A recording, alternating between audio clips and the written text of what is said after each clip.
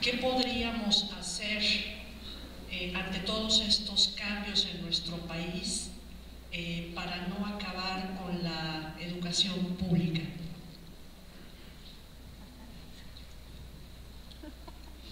En México no hay educación privada, toda la educación es pública.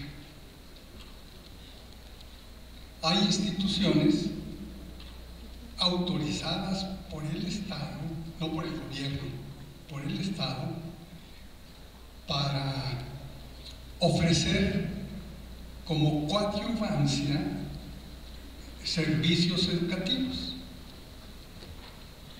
¿Qué tenemos que hacer? Pues que siga siendo una educación que refleje el mexicano que queremos ser. Estamos esperando a ver si la OCDE nos manda cómo tenemos que ser los mexicanos. Y entonces, bueno, pues ya nos someteremos a ello. No crean que esto es muy lejano. No hace muchos años, no más de 5, se le pidió a la Universidad de Oxford en Inglaterra que nos dijera cuál era el perfil de los estudiantes mexicanos. Y allá nos dijeron cómo tenía que ser ese estudiante mexicano, y eso se volcó en competencias, en la reforma integral de la educación básica y la reforma integral de la educación media superior.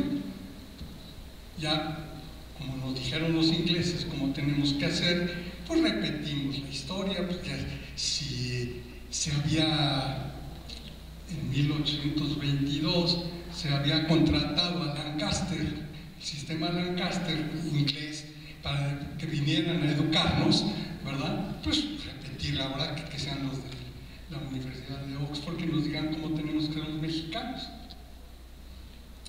¿Qué tenemos que hacer? Esto que están haciendo ustedes: discutir, unirse, actuar con el pueblo, a favor del pueblo, hacer proyectos comunitarios para que todo esto redunde en beneficio de la educación nacional, que no perdamos este sentido de ser mexicanos. Son muchas las inquietudes que hay del público participante.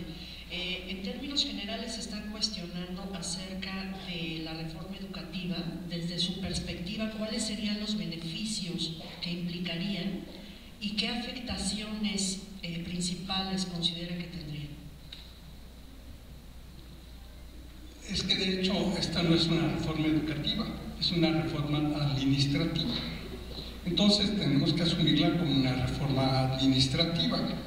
El Estado siempre será el garante de la educación, es decir, el garante del ejercicio de los derechos inalienables de los mexicanos. Para eso nos educamos, ¿verdad? Pero si tenemos derechos, también tenemos deberes. Entonces, este cambio administrativo, pues es un cambio, pues, al que tendremos que someternos porque ya está en la Constitución, y contra eso pues no hay amparo ninguno. No nos afecta, a los maestros esto no nos va a afectar, y tampoco va a afectar si efectivamente cambiamos el concepto de escuela por el concepto de educación. Si logramos que la educación vaya más allá de nuestra escuela, porque eso es justamente lo que pretendía el artículo 3º. Esto es lo que pretendía ya desde don Porfirio las transformaciones educativas, es decir, que los beneficios de la educación lleguen a todos. No es que queramos que todos lleguen a educación superior y que se abarroten las universidades, no. Lo que el artículo 3º nos plantea es que los beneficios de la educación superior no se queden en los individuos nada más, sino que sea un sensible aporte a la transformación del pueblo, para beneficio del pueblo. No que tú saques un título y con ese saques mucho dinero, te metes a la política y saques más dinero. No, se trata de que los beneficios de la educación superior, de la investigación, de la docencia, de la extensión universitaria, pues lleguen a todos.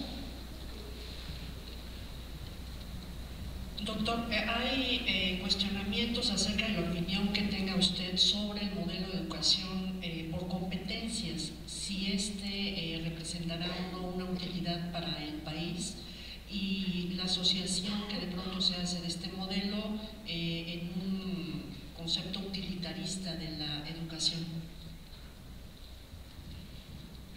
La presentación que voy a hacer del libro a continuación, que les ruego me toleren, ¿verdad? Voy a hablar un poco de esto. Los griegos eran muy claros.